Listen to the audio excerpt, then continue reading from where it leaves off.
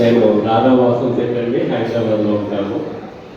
2007 నుంచి ఇలాంటి కార్యక్రమాలు చేస్తున్న సానుభూతి రామారావు గారికి ముందుగా ధన్యవాదాలు.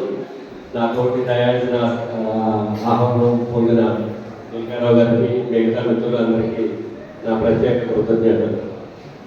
ఈ వివాహ వేదిక అనేది ఒక ఫంక్షన్ హాల్లో ఇలా చేయడం నేను ఇదే ఫస్ట్ టైం రావడం అండి. చాలా హ్యాపీ అనిపించింది. మా అబ్బాయి మ్యాచెస్ చూస్తున్నాము ఈ మధ్యకాలంలో. నేను అత్యంత సన్నిహితుడిని సుభాష్ వాసంశెట్టి గారికి.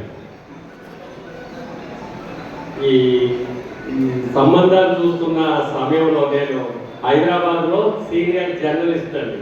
నాకు తోచిన ఒక మంచి మాట చెప్పాలనుకుంటున్నాను. తల్లిదండ్రులు ఈ మధ్యన ఎలా అయ్యారంటే, జాతకాలు చూస్తున్నామండి, పాయింట్లు రాలేదు, ఈ రెండు కలిస్తే తారాబలం రాలేదు, లేదంటే మా పంతులు గారిని అడగాలి మీరు బాగానే చెప్తున్నారు అంటున్నారు. మా అమ్మగారికి 8 మంది సంతానం అండి. మా అమ్మగారికి జాతకాలు లేవు. జాతకాలు కాపురాలు చేయమమ్మా, అమ్మాయిని కాపురం చేయాలి. ఎవరైతే అమ్మాయి ఇది నా ఫ్యామిలీ, ఇదే నా ఫ్యామిలీ అని చెప్పి ఎప్పుడైతే అనుకుంటుందో అప్పుడు కాపురాలు బాగుంటాయి.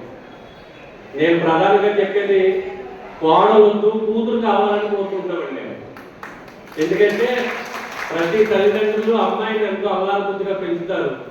మనం 2 రూపాయల పసుపు తాడికి 3 ముళ్ళేసి 5 ప్రమాణకాలు చేసి 6 అడుగులతో మన ఇంటికి వచ్చే అమ్మాయిని మన కన్న తల్లిగా చూసుకుంటే ఏ గొడవలు రావు. నాకు తెలుసుకున్నట్టు మనం ఒక ఇంటి ఆడబిడ్డను తెచ్చుకుంటున్నాం.